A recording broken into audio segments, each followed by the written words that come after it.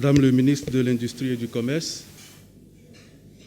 Monsieur le ministre conseiller aux investissements à la présidence de la République, Mesdames et Messieurs les hauts fonctionnaires au ministère de l'Industrie et du Commerce, Mesdames et Messieurs les partenaires techniques et financiers ici présents, Mesdames et Messieurs les acteurs du secteur privé et du secteur financier, distingués invités en vos titres et qualités respectifs, Mesdames et Messieurs, l'honneur me choisit une fois encore de vous souhaiter la cordiale bienvenue à ce petit déjeuner de travail organisé par le ministère de l'Industrie et du Commerce dans le cadre des grands événements marquant la deuxième édition du mois du consommant local.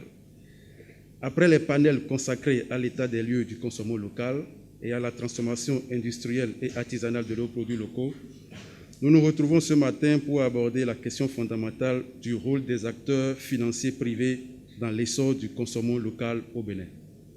Dans un instant, Monsieur le ministre conseiller aux investissements à la présidence de la République sera invité à prendre la parole pour partager avec l'assistance ses vues et opinions sur la thématique du jour. Son intervention sera suivie de celle de Madame le ministre de l'Industrie et du Commerce, à qui il reviendra l'honneur de nous entretenir sur les opportunités d'investissement dans le consommant local béninois. C'est alors que s'ouvriront les discussions avec le public sous la conduite du modérateur. Redécouvrons nos richesses nationales. Dans le cadre du mois du consommant local, le ministère de l'Industrie et du Commerce vous invite à la redécouverte de notre patrimoine alimentaire. Le fonio, le riz des montagnes, l'huile de coton, le miel de karité et bien plus encore. Venez nombreux à la découverte de nos produits locaux. Vous voulez faire partie de l'aventure? Suivez-nous sur consommonlocal.bj. Tous les événements se dérouleront dans le respect des gestes barrières.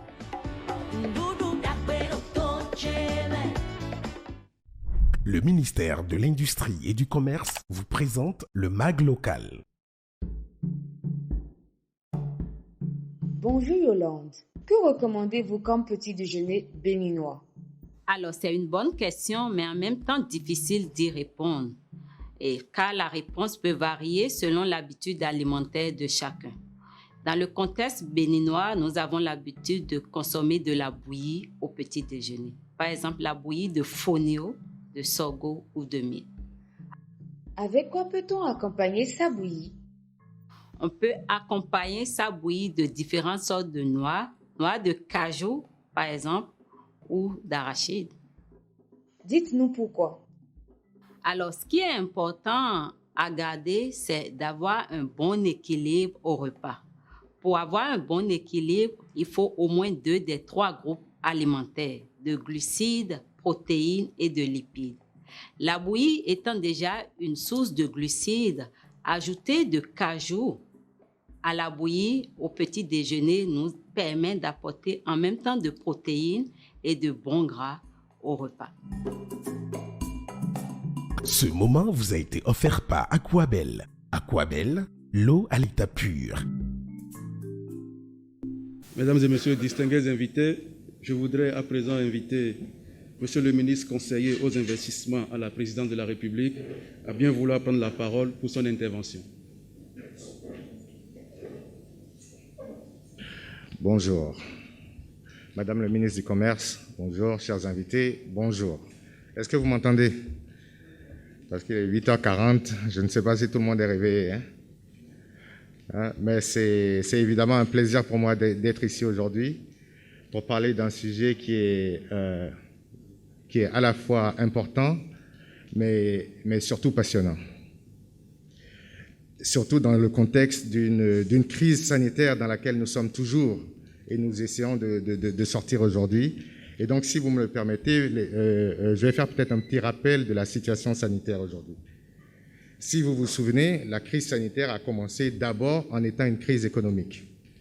Une crise économique parce que les moyens de prévention que nous avions étaient la fermeture des frontières, notamment de la plupart de nos partenaires économiques et financiers. Et donc, ces moyens de prévention ont en fait entraîné une crise économique qui s'est traduite immédiatement en une pénurie des produits de première nécessité et une inflation qui, par exemple, dans notre zone UEMOA, s'est caractérisée par on est passé de moins 0,7% en 2019 à plus 2,1% en 2020. Et donc, ce qu'il faut savoir, c'est que cette crise sanitaire est d'abord un choc exogène de la demande mondiale. Et donc, aujourd'hui, où nous sommes en train de ressortir, et notamment grâce à l'arrivée des vaccins, et j'espère que tout le monde est vacciné ici, grâce à l'arrivée des vaccins, l'objectif pour le secteur public, j'ai envie de dire, c'est comment est-ce qu'on peut accélérer le redémarrage et la reprise d'une stimulation de la demande. Et cela, je vais argumenter ça autour peut-être de trois principes très simples. Le premier, c'est évidemment ce pourquoi nous sommes là aujourd'hui, qui est de maximiser au maximum le consommer local. Mais maximiser le consommer local, ça veut dire aussi qu'il faut que nous mangeons ce que nous produisons et il faut que nous produisons ce que nous mangeons. Et la fermeture des frontières nous a montré aujourd'hui que nous ne pouvons plus être uniquement dépendants de produits importés. Et donc, ça devient une nécessité de grande importance de pouvoir produire ce dont on a besoin. Et la politique de l'État aujourd'hui est clairement en ce sens. Il faut qu'à l'horizon de quelques années, nous puissions transformer tout ce que nous produisons aujourd'hui, mais aussi dans l'optique de ce que nous ne produisons pas, mais que nous pouvons faire. Il faut que nous allions dans ce sens. Et aujourd'hui, nous avons, comme vous le savez, aujourd'hui, nous avons mis en place la zone industrielle de Glodjigbe, qui est une représentation de cette envie de transformation et cette optique stratégique que l'État a mis en place aujourd'hui. Nous avons des institutions, je ne les vois pas aujourd'hui, mais la Caisse de dépôt et consignation, la BIC, la Banque pour l'investissement et l'industrie du commerce, aujourd'hui, je ne les vois pas, mais ce sont des institutions aujourd'hui qui sont là et qui sont là pour financer l'économie et assister le secteur privé dans ces objectifs-là.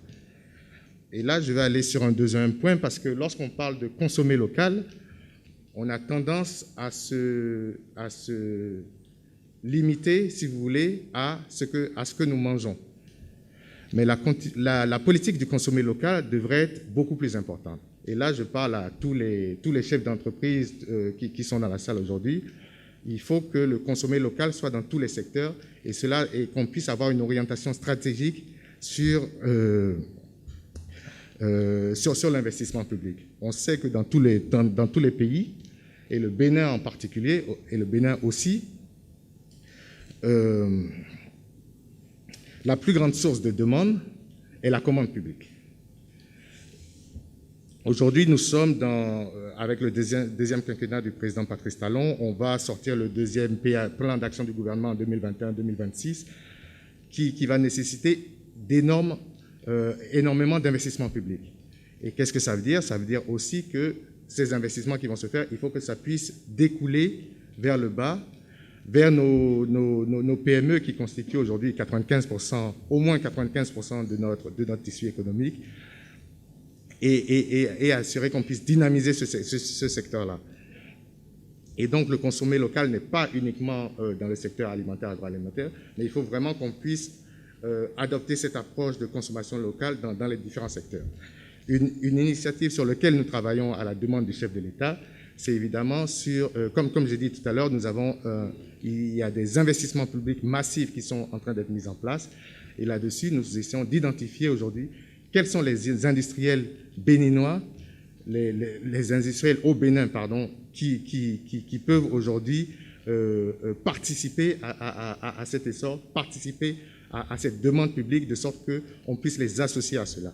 Parce que de façon ultime, une fois que ces industriels-là sont associés à tous ces projets d'investissement, ça découlera sur toute l'économie béninoise, et ça pourra, si vous voulez, alimenter ce vecteur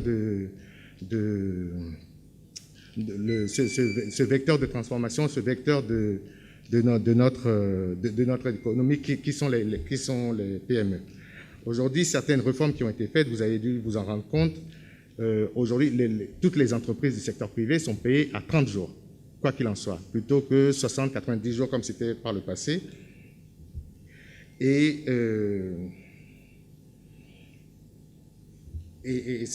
aujourd'hui, donc, comme je le disais tout à l'heure, ce que le chef de l'État nous a demandé, c'est un processus d'identification de ces différents industriels, de ces différentes sociétés qu'on peut associer aujourd'hui aux investissements publics, de sorte qu'il y ait ce partage, si vous voulez, des bénéfices du plan d'action du gouvernement pour 2021-2026. Et finalement, le troisième point que je voudrais aborder ici, c'est lorsque nous sommes en temps de crise, lorsque nous essayons de sortir d'un temps de crise, ça représente aussi une opportunité pour innover. On demande souvent au secteur, aux banques publiques de pouvoir financer notre secteur privé, mais il faut aussi que nous gardions à l'esprit que nous sommes dans une zone où le taux de défaut des crédits est quand même très élevé, et particulièrement au Bénin, où on a quand même un taux de défaut qui est au-delà de 20%.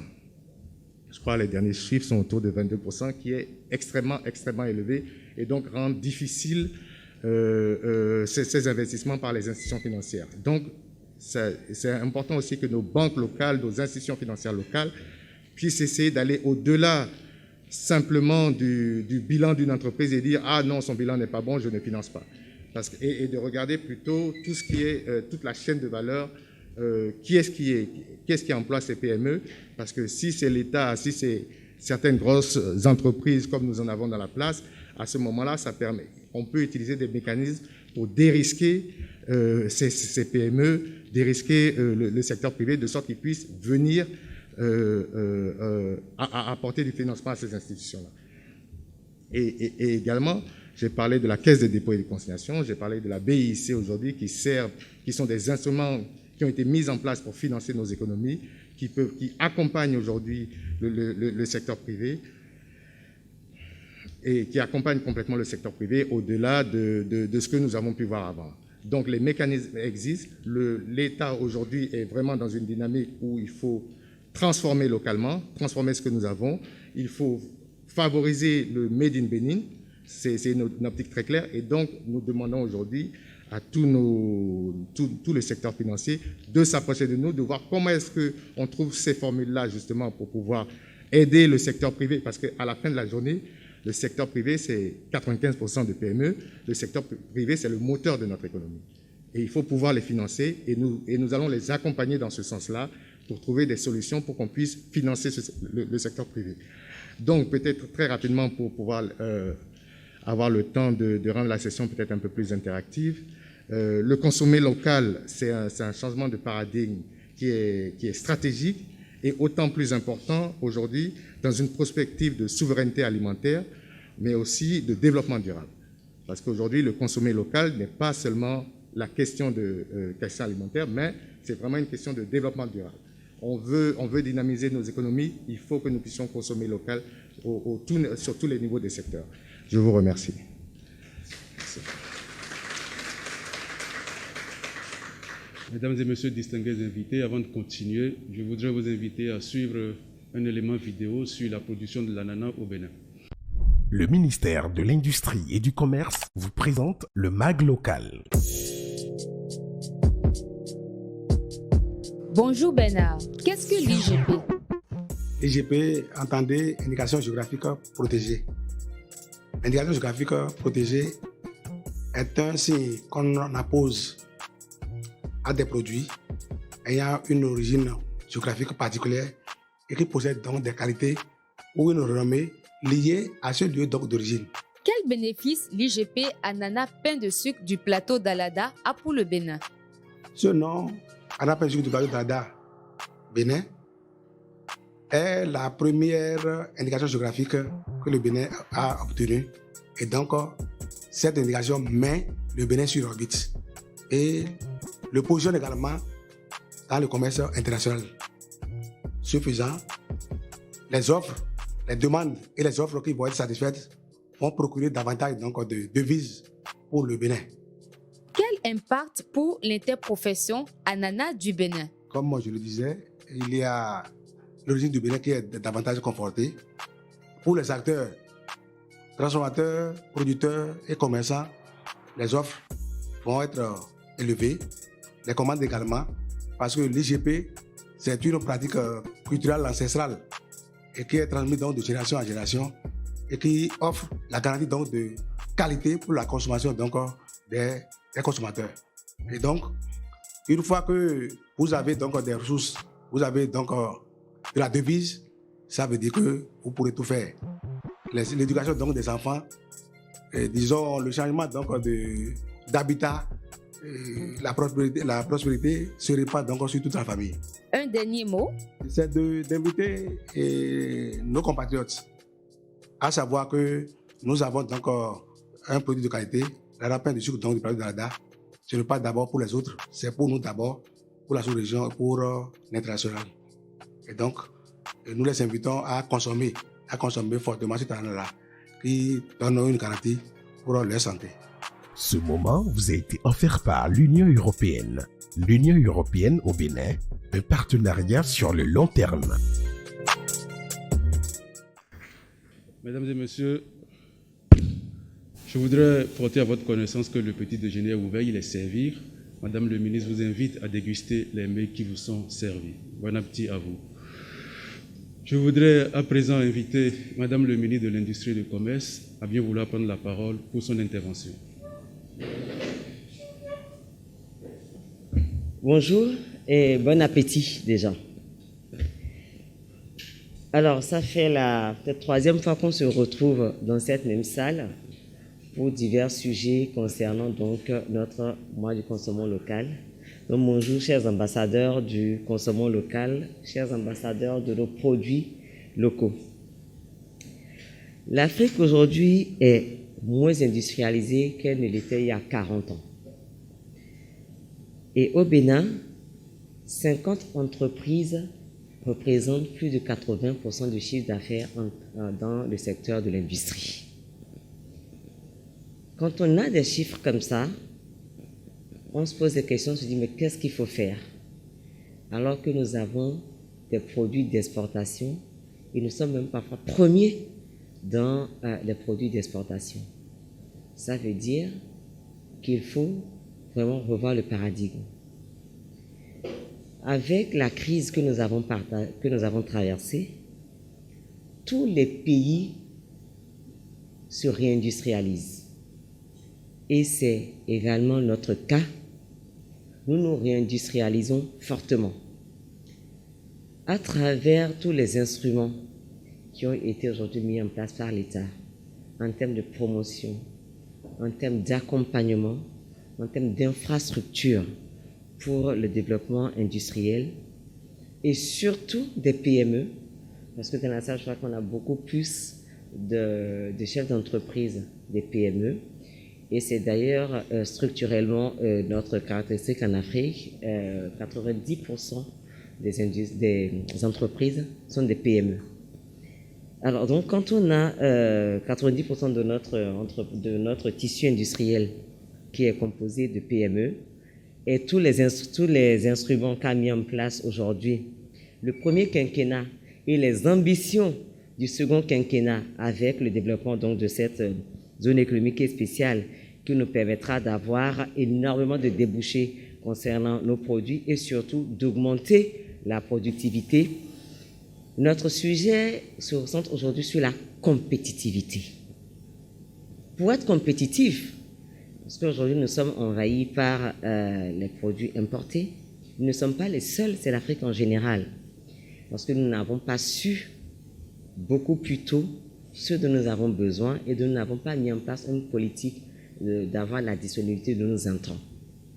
Aujourd'hui, c'est un problème qui est pratiquement derrière nous, parce que nous avons compris ce dont nous avons besoin et nous cultivons et nous mettons tout en place pour avoir tout ce dont nous avons besoin en termes d'intrants. La crise que nous avons passée nous a effectivement révélé certaines de nos faiblesses que nous nous empressons de corriger même sur le plan mondial. Alors, comme je disais tout à l'heure, je dis que nous avons un problème de compétitivité de nos produits. Et si nous devons résolver le problème de compétitivité, ça passe inexorablement par l'investissement. Donc, chers investisseurs, Nous avons, pendant les 5 années passées, pu identifier nos secteurs de prédilection, les secteurs qui sont prêts à accueillir les investissements. L'agro-industrie, bien évidemment, est le premier pilier sur lequel les industries s'appuient. Et ça, c'est structurellement, c'est mondial, c'est partout, c'est comme ça, puisque nous devons pouvoir d'abord manger. Et nous devons pouvoir transformer pour pouvoir également manger. Donc, quand on a fini avec l'agro-industriel, après nous avons tout ce qui est l'artisanat, local ou même industriel et la transformation de tout ce dont nous avons besoin en termes de biens de consommation habituels. Donc, quand on parle de compétitivité, donc, comme je disais, nous avons besoin d'investissement. Et tout à l'heure, le ministre chargé de l'investissement a donc énuméré tout ce qui est déjà disponible et prêt à accompagner. Moi, j'inviterai les investisseurs dans la recherche et développement. Parce que la compétitivité passe par la recherche et développement. Si nous n'anticipons pas, ça nous oblige à importer parce que nous n'anticipons pas. Donc, il faut que nos produits soient compétitifs en termes de qualité et en termes de coût de revient. Et pour cela, nous avons déjà aujourd'hui des programmes qui nous permettent de réduire les coûts de revient parce que réduire le coût de revient, ce n'est pas que le coût, le coût en numéraire, c'est surtout la disponibilité déjà de ces infrastructures-là ou de ces produits dont nous avons besoin, comme l'énergie. L'énergie, il y a beaucoup d'entreprises qui me disent, mais ce n'est pas une question de cherté de l'énergie, mais c'est déjà une question de disponibilité. Beaucoup d'industriels me disent, mais nous, on n'a pas peur de payer. On ne demande pas des subventions sur l'énergie. On veut juste que l'énergie soit disponible parce qu'il ne faut pas qu'il y ait une coupure quand nous lançons nos lignes de production. Donc, la compétitivité passe par la disponibilité des intrants de l'industrie de la transformation, donc l'énergie, les hydrocarbures et ensuite les compétences. Et là encore, vous avez vu que l'État a lancé, nous avons déjà lancé donc, les lycées agricoles. Parce que quand on parle de qualité, c'est des champs jusqu'à l'assiette. Et donc, nous avons eu la chance, avec la vision du président Patrice Talon, c'est pour la première fois que nous nous concentrons sur les compétences des champs jusqu'à l'assiette. Donc, les lycées agricoles permettront également là de revoir la qualité de nos matières premières. Et c'est pour ça que je parlais tout à l'heure de recherche et développement, sur lesquels nous invitons nos partenaires à nous accompagner sur la recherche et développement pour qu'on puisse avoir des produits compétitifs. Si nous n'anticipons pas, nous n'aurons pas des produits compétitifs. En accompagnement, on invite également nos investisseurs à part la recherche et développement donc pour accompagner donc notre compétitivité sur la qualité. Sur la qualité, donc là, nous faisons appel à des compétences concernant sur la qualité. Nous faisons également appel aux investisseurs pour nous accompagner, là encore, à continuer d'identifier le potentiel que nous avons. Vous savez que la plupart de nos partenaires techniques et financiers, que je remercie s'ils sont dans la salle, nous accompagnent énormément sur les études et sur les potentialités dont regorge notre pays. Nous avons énormément d'études disponibles prêtes à accueillir donc les investisseurs. Donc, c'est un mot d'exhortation et de remerciement que je vous dis bon appétit. Et j'espère que l'année prochaine, on sera sur d'autres sujets parce que nous aurons déjà lancé le chantier de la compétitivité, de la recherche et développement qui est en cours. Nous allons donc dévoiler bientôt notre politique en termes de recherche, d'innovation et développement. Et je vous dis bon appétit. Merci.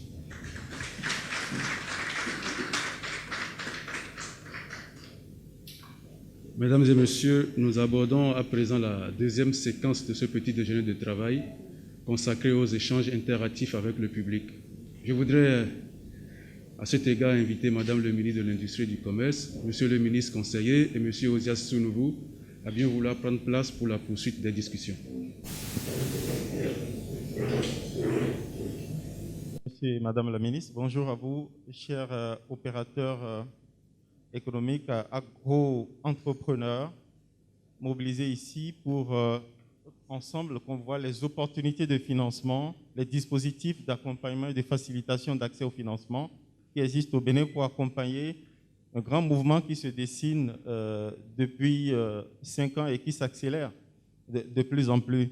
Le postulat de départ pour amener des investisseurs à s'intéresser à une activité assez risquée, c'est déjà qu'il y ait de l'opportunité. Et visiblement, comme je l'ai indiqué, j'ai commencé par l'indiquer, il y a comme un volontarisme d'investissement massif et de transformation de l'agriculture béninoise, de modernisation des chaînes de valeur et puis également d'amélioration de l'infrastructure énergétique en cours. C'est donc autant d'opportunités pour amener les investisseurs à accompagner l'agro-business au Bénin.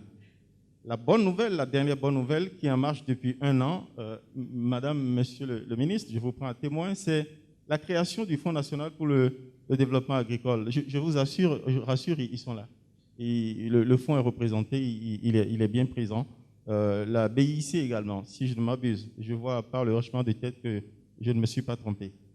Donc, la création du FNDA vient combler un vide, vous l'avez indiqué, pour dérisquer les investissements, mais surtout apporter un effet de levier pour amener ces institutions financières ordinairement frileuses à accompagner un secteur considéré comme à haut risque, eh bien, à y aller. Et depuis 1 an, il y a déjà 48 entreprises qui ont déjà obtenu des financements jusqu'à hauteur de 4 milliards pour un début, pour un placement de départ de 100 milliards que le chef de l'État s'est engagé à augmenter à condition que les porteurs de projets d'agro-industrie eh bien, prennent de l'appétence, s'y engagent, puisque désormais, la bonne nouvelle, c'est que les banques, les institutions de microfinance, représentées ordinairement par le système financier décentralisé, sont prêtes à accompagner le mouvement. Alors, question à poser directement pour engager le débat, puisqu'il y a un dispositif qui est en train de se mettre en place, et puisque ici, dans cette salle, il y a des industries, des agro-industries pas naissantes, mais qui ont même l'ambition de conquérir la sous-région. Je parle des jus Tiyou, je parle du jus Ira, du jus d'ananas, que j'ai eu le plaisir de déguster à Abidjan, au Sahara, au grand salon au sous-régional de l'agriculture. Donc, il y a de l'ambition. La question, c'est jusqu'à quel niveau d'engagement les institutions financières qui sont sur la place sont prêtes à aller avec ces ambitions-là de conquérir la sous-région et même au-delà. J'ai parlé des agro-industries qui sont dans l'ananas, mais il y a également la Sodeco. Il y a eu une bonne nouvelle tout récemment. Un investisseur étranger veut installer une usine de transformation de notre coton. Enfin, on est premier sur le toit de l'Afrique, mais on pourrait gagner davantage en termes de plus-value si on transformait ici sur place. Si, par exemple, la Sodeco, au plan national, et d'autres porteurs d'idées décidaient d'y aller, de transformer, comment est-ce que vous vous sentez prêt à les accompagner? Je fais jeter à l'eau le FNDA.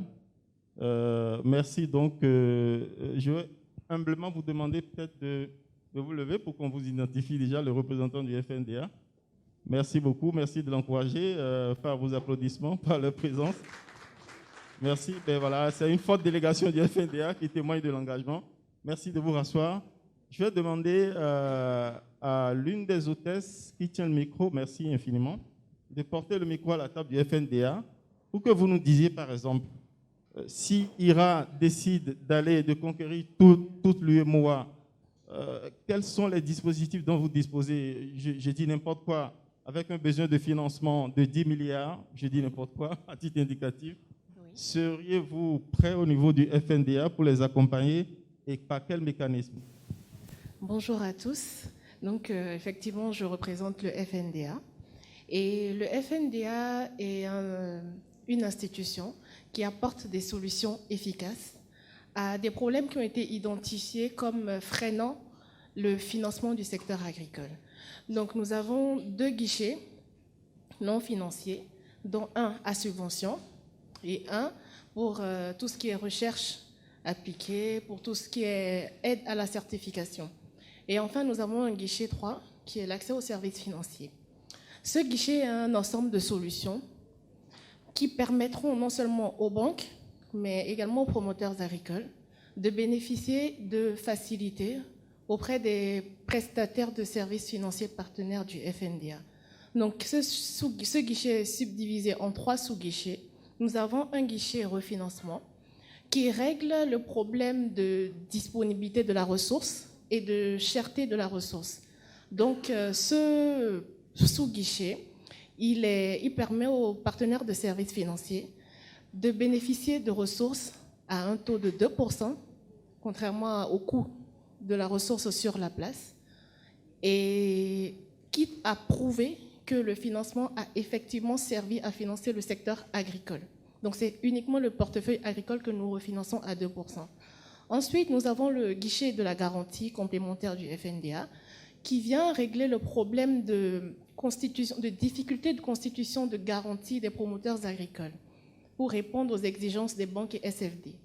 Et donc, ce guichet met à disposition des promoteurs agricoles une garantie à hauteur de 50% des engagements qu'elle aurait pu obtenir auprès des banques et SFD partenaires du FNDA. Enfin, nous avons le guichet de la bonification de taux d'intérêt pour régler le problème de la cherté du crédit, si on peut dire ainsi. Donc, la bonification du taux d'intérêt est la prise en charge, c'est un fonds de prise en charge des intérêts dus sur les crédits accordés par les banques et SFD aux promoteurs agricoles. Donc, une fois que vous bénéficiez d'un crédit auprès d'un partenaire de services financiers du FNDA, vous avez la possibilité de régler votre crédit uniquement sur le capital qui vous a été mis à disposition. Donc, le FNDA... Oui. Excusez-moi de vous arrêter, c'est juste pour préciser. Les partenaires dont vous parlez, ce sont les banques commerciales de la place, les institutions de microfinance. Exactement. Voilà.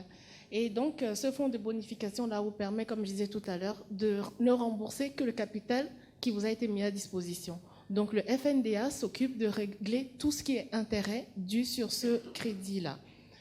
Enfin, dans toutes les banques qui ont signé le partenariat de financement avec le FNDA, ont accepté de mettre le taux pour ce qui est des banques à 9%, entre 8 et 9% pour certaines banques, et pour les SFD à 12%. Parce que nous savons tous aujourd'hui que les banques, aujourd'hui sur les PME, peuvent aller jusqu'à 12%, ce qui revient cher. Et sur les SFD, on a des SFD qui vont jusqu'à 18% de crédit, voire 24% même. Et donc, dans le partenariat, il est strictement imposé le taux d'intérêt du crédit qui est de 12% et de 9% au plus pour les banques. Je vous remercie. C'est une bonne nouvelle, c'est une très bonne nouvelle. Donc, un dispositif d'appui et de facilitation d'accès au crédit, mais de bonification également des taux d'intérêt pratiqués sur la place. Oui. Pour un projet d'investissement, oui. Je prends l'exemple typique que j'ai indiqué tout à l'heure. Un besoin d'investissement pour conquérir le marché sous-régional à 10 milliards. Bon, je dis n'importe quoi. Oui, quels seraient les avantages? Est-ce que vous pratiqueriez le taux de 8% ou carrément le taux de 2%? Alors, ce sera à la banque qui aurait octroyé le crédit de bénéficier du refinancement au taux de 2%. Donc, la ressource qui a été mise à disposition, qui a permis de faire le crédit aux promoteurs agricoles, serait refinancée à hauteur de 2%. Pour une ressource qui aurait coûté peut-être ailleurs à 9%, nous la mettons à disposition à 2%. Ça, c'est strictement les PSF qui peuvent en bénéficier sur le refinancement.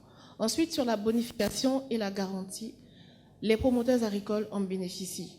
Et donc, ils peuvent avoir la bonification, c'est-à-dire le taux de 9% qui aurait été appliqué à son crédit sera entièrement payé par le FNDA. Entièrement, selon le plan d'amortissement qui nous serait communiqué. Et ensuite, nous avons, comme je disais tout à l'heure, la garantie du FNDA qui consistera à mettre à disposition de la banque qui porte l'engagement 50% de garantie en couverture des engagements. Vous financez toutes les chaînes de valeur agricole. Il n'y a pas de catégorie privilégiée? Non, il y a des filières phares, effectivement, mais à côté, nous avons des filières accessoires qui sont aussi financées. Mais de façon générale, nous sommes sur tous presque toutes les filières vraiment du Bénin. Oui. Vivement qu'on se postule désormais à vos guichets. Nous n'attendons que ça. Nous sommes là, nous y sommes disposés. Très bien. On va passer à la BIC, dédiée à l'industrie et au commerce également, qui a connu une transformation pour devenir BIC. Quels sont les différents instruments financiers dont vous disposez? Est-ce que déjà vous êtes dans le dispositif de partenariat avec le FNDA? Et si c'est le cas, comment vous accompagnez les PME qui viennent demander du crédit à votre niveau? Bonjour. PME agricole, bien sûr. Oui, merci. Merci, M. Sonouveau.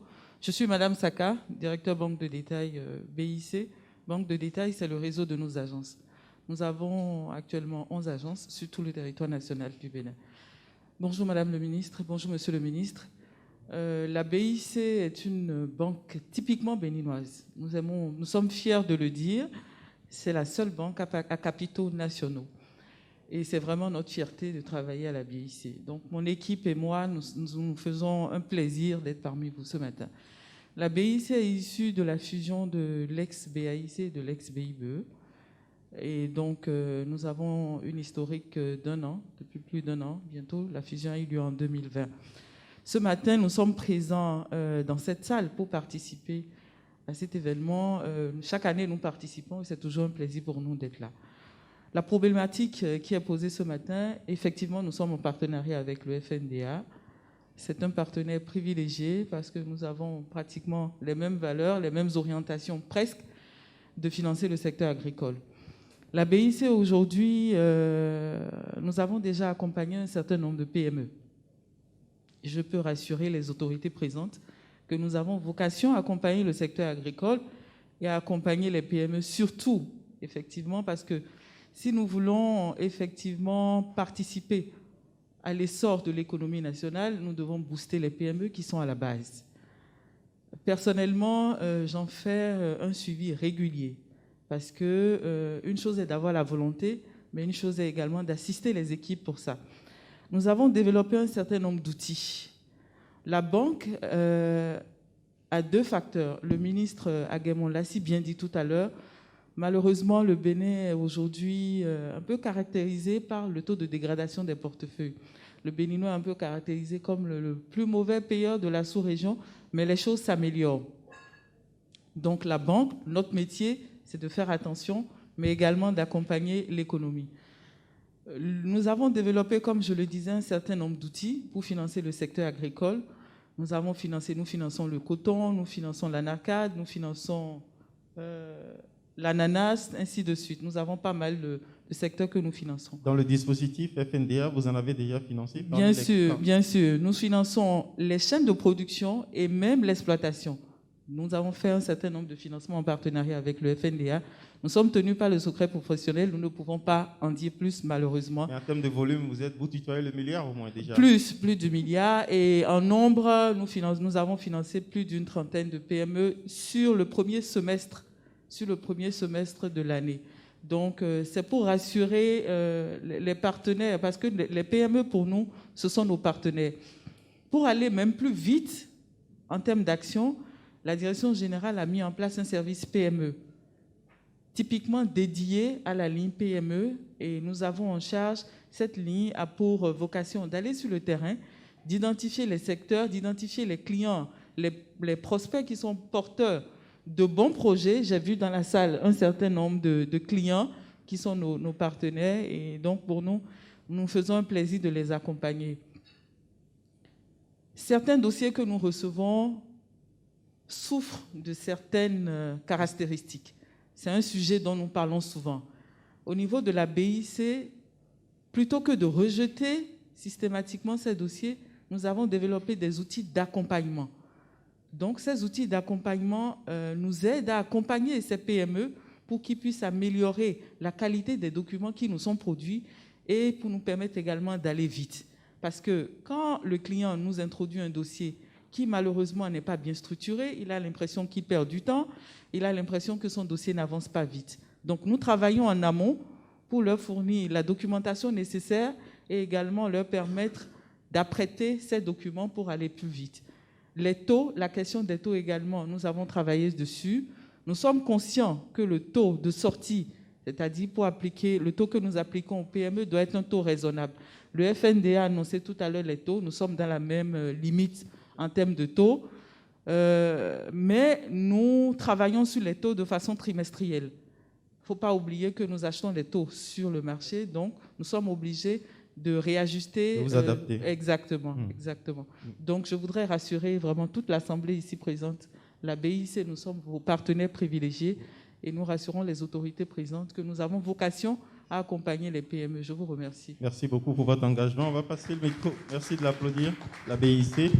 Voilà, on laisse Monsieur le ministre Aguemont qui voudrait réagir. Déjà, laissez-moi commencer par remercier la dame du FNDA et madame de la BIC qui ont fait des présentations qui montrent vraiment,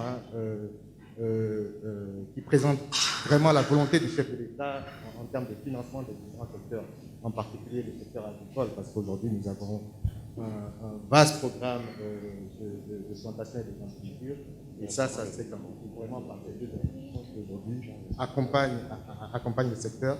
Et je vous ai entendu, M. Sounoulou, chaque fois qu'elles intervenaient, vous quantifiez. Vous disiez, ça dépasse le milliard, ça dépasse. La réalité est que le FNDA n'a pas 100 milliards de dollars. Et donc, c'est important là-dessus. Un, ils n'ont pas 100 milliards de dollars. Et deux... Non, c'était 100 milliards de francs CFA. Oui. Mais deux,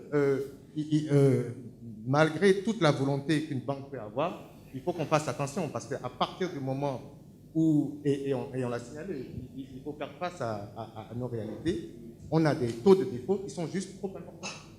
Et donc, à partir de ce moment-là, comment est-ce qu'aujourd'hui on arrive à mutualiser les coûts de sorte qu'on puisse optimiser les ressources qui sont à disposition. Aujourd'hui, là-dessus, j'ai entendu qu'il y avait la Sodeco qui... Lorsque vous regardez la façon dont la filière coton est structurée, la raison pour laquelle nous sommes le premier producteur de coton n'est pas anonyme. Ce n'est pas parce qu'on s'est levé, on a dit qu'on voulait produire du coton. C'est juste parce qu'il y a une structuration effective et il y a un dérisking, si vous voulez, de certains acteurs qui permet l'avancée du secteur en lui-même, de la filière en lui-même. Et ça, c'est quelque chose sur lequel nous travaillons aujourd'hui avec le ministre de l'Agriculture, auquel nous allons associer évidemment le FNDA, la BIC, sur la digitalisation des filières. Parce que la digitalisation de ces filières, ce que ça va permettre, c'est de permettre de dérisquer quand même le gros lot du maillon de la chaîne de valeur, qui sont les agriculteurs, qui aujourd'hui doivent payer des taux avant FNDA qui avoisinent les 20-24%, qui sont juste onéreux. Mais la réalité, lorsque vous prenez une chaîne de valeur, parce que lorsqu'on parle d'agriculture, c'est aussi important de raisonner en chaîne de valeur et pas forcément uniquement sur un acteur. Donc vous me prenez, si je prends le cacao, pour sortir un peu de ce que nous faisons ici, vous prenez le cacao, vous prenez une société comme Nestlé. Si Nestlé doit aller s'endetter sur le marché pour produire son chocolat, etc., ils vont s'endetter sur un an à même pas 1%. Mais l'agriculteur qui fait son cas, le fermier aujourd'hui, va s'endetter à 24% pour pouvoir fournir celui qui va s'endetter à 1%. Pour le même produit, en fonction de où vous vous situez sur la chaîne de valeur, le coût est complètement différent. Alors que c'est le même produit. Donc, ce que la digitalisation de cette chaîne de valeur va réussir à faire, c'est vraiment de pouvoir dérisquer ces agriculteurs de sorte qu'on n'ait plus à payer, peut-être 20-24% en taux d'intérêt, mais peut-être ramener ça à du 8-9%. Et ça, derrière, à travers une traçabilité tout le long de la chaîne de valeur, c'est ce sur quoi nous sommes en train de travailler aujourd'hui. Et on pourra associer évidemment des institutions comme le FNDA pour apporter certaines garanties, associer des institutions comme la BIC pour financer, parce qu'à ce moment-là, le risque n'est plus l'agriculteur, parce qu'on va tracer, on va suivre le produit, mais le risque devient l'acheteur final, qui est un Nestlé aujourd'hui, qui a beaucoup moins. Donc, c'est des choses sur lesquelles nous travaillons. Et l'objectif aujourd'hui, c'est de pouvoir mutualiser les coûts, dérisquer entièrement la chaîne de valeur, comme c'est déjà plus ou moins le cas sur la filière coton, et rapporter ça sur les filières. Est-ce que des partenariats s'esquissent à votre niveau? Tout récemment, la Caisse de dépôt et de consignation a signé un partenariat avec le FAGAS. Est-ce que vous envisagez multiplier ce genre de partenariat avec des garants pour pouvoir, toujours dans une veine d'effet de levier, pour faciliter l'accès au crédit? Il y a de gros crédits. Vous êtes ambitieux, le chef de l'État l'est. Donc, quand je parlais de milliards, je ne voyais pas les choses à minima, c'est pour ça. Mais vous parlez de milliards de francs CFA. Maintenant, je vais vous surprendre. Moi, je vais monter aux milliards de dollars. Parce que la réalité aujourd'hui, c'est... La question du financement, si vous voulez, elle est secondaire. La première question, c'est comment est-ce qu'on arrive à être dans une filière où on limite le risque pour l'investisseur. Parce qu'à la fin de la journée, comme on dit, vous pouvez sauter, vous caler en l'air. Si le risque est trop élevé, il le prend. Et l'objectif n'est pas pour le FNDA d'aller dilapider ses ressources. Au contraire, c'est d'apporter une certaine protection aux investisseurs, de sorte qu'on puisse multiplier et répéter cela. Et aujourd'hui, oui, évidemment, l'objectif aujourd'hui, c'est de pouvoir mutualiser les coûts, comme je l'ai dit. Et une fois qu'on arrive à mutualiser les coûts et mutualiser les volumes, à ce moment-là, notre force de négociation devient différente. Parce que lorsque vous prenez un agriculteur qui fait 10 hectares, ce n'est pas la même chose qu'une collectivité qui fait 10 000 hectares. Et parce que même en termes de risque, la loi des grands nombres, ça ne devient pas la même chose. Donc on est en train de travailler sur tous ces aspects. Et une fois qu'on arrive à atteindre certaines étapes critiques, c'est beaucoup plus facile de faire venir certains investisseurs pour financer cette chaîne de valeur. Merci beaucoup à vous, Monsieur le ministre conseiller. Madame la ministre, vous avez peut-être un commentaire à faire à cette étape-ci? Merci. Comme je disais tout à l'heure, notre challenge, c'est la compétitivité de nos produits. Et pour que le produit soit compétitif, il faut que le financement soit optimisé. Il n'y a qu'un financement optimisé qui nous permettra, aujourd'hui, je vais dire, de résister à la concurrence et de pouvoir également produire et consommer local. Parce que quand on a la concurrence des produits qui viennent d'ailleurs, on n'arrive plus à consommer local, et c'est souvent d'ailleurs la réaction de beaucoup d'entrepreneurs et de beaucoup de consommateurs, c'est de dire mais les produits qui sont faits sur place sont trop chers. C'est cher pourquoi? Parce que l'argent était cher et on n'a pas toujours la qualité. Aujourd'hui, l'argent devient disponible et les investisseurs sont de plus en plus sécurisés. Donc il n'y a pas de raison, parce que quand il y a la sécurité, normalement l'argent devient moins cher parce qu'on a moins de risques. Donc, des investisseurs qui sont de plus en plus sécurisés nous permettront, donc, comme je disais tout à l'heure, d'avoir des produits plus compétitifs. Moi, mon rôle, c'est ça. C'est plutôt c'est d'avoir des produits compétitifs à vendre. Aujourd'hui, si je n'ai pas de transformateur capable d'avoir des produits compétitifs, donc notre économie ne pourra pas remplir les objectifs et les ambitions grandes du chef de l'État comme on l'a déjà fait dans le premier quinquennat et ce second quinquennat qui est encore plus ambitieux, puisque tout à l'heure on a parlé des grandes plantations, on a parlé donc de tous ces instruments que l'État accompagne et met en place pour que nous puissions avoir donc des produits compétitifs. Là encore, j'inviterai donc le FNDA, la BIC, parce que l'État aujourd'hui est en train d'investir également dans la recherche et développement. C'est par cela que passera donc la compétitivité de nos produits. L'innovation, c'est par ça également que passera la compétitivité de nos produits, parce qu'il faut anticiper. Et l'innovation est au cœur aujourd'hui de notre PAG2, avec donc la Cité du savoir et également donc cette politique d'innovation et de recherche et développement que nous allons donc bientôt adopter. Nous avons les compétences qui sont en train d'être mises en place à travers donc, le lycée agricole et également donc, le lycée technique qui nous permettront d'avoir de la compétence à disposition pour également là encore la compétitivité des produits. Donc merci, voilà ce que je peux dire déjà sur les financements. Donc merci pour la sécurisation de ces financements-là, la disponibilité de ces financements-là, également la disponibilité d'ailleurs des entrants rentrant dans la transformation de nos produits. J'ai parlé tout à l'heure d'énergie. Là encore, nous avons de la disponibilité. Donc tout y est. Nous sommes en train d'avoir donc des produits. Nous allons en tout cas vers la compétitivité de nos produits. Merci beaucoup. Merci pour ce rendez-vous du consommant local qui qui permet de mettre en contact, de se faire rencontrer les porteurs de projets, ceux qui travaillent à transformer au quotidien dans le secteur privé l'agro-industrie du Bénin, avec les acteurs qui l'accompagnent au plan financier. Voilà, il y a des dispositifs d'accompagnement qui existent. Aujourd'hui, l'écosystème bancaire et financier du Bénin se trouve suffisamment épaulé par l'État pour y aller. Il n'appartient, comme je le dis, qu'aux opérateurs, effectivement, à être plus ambitieux et à transformer le Bénin en agropole.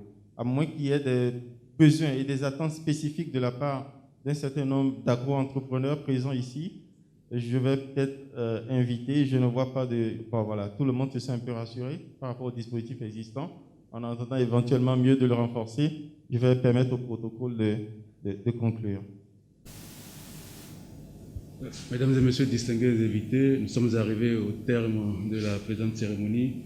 Nous voulions vous prier de bien vouloir vous lever pour saluer le retrait des autorités ici présentes.